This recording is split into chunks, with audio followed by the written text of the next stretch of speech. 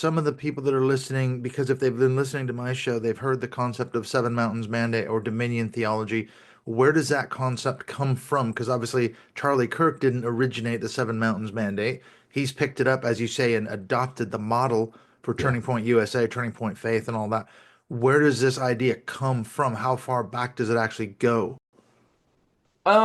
The idea that there are seven areas of cultural influence that Christians want to take over seems to be originated in the 70s with people like Bill Bright and Loren Cunningham, who ran youth-oriented groups, Campus Crusade and Loren's group, Youth with a Mission. And those two people had a vision of this list of these seven areas. They didn't call them mountains.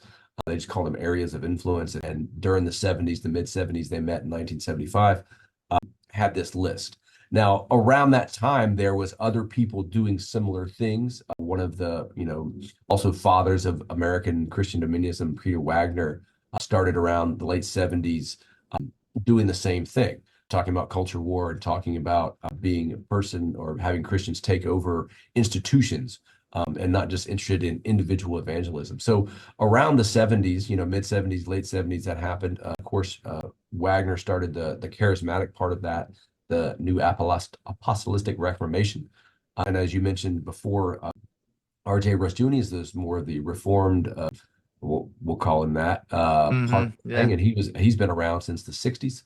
And he's written many things that Cunningham and Bright and Francis Schaeffer all implicitly or explicitly quote at times. So there is I don't know, soup of people, if Mm. you will, around that time that come up with this list of these seven areas. And this, of course, dates back and it has reference to Abraham Kuyper across the pond and these spheres of influence. I don't think he specifically named seven, but he said that these are areas in which the church and Christians should have great influence.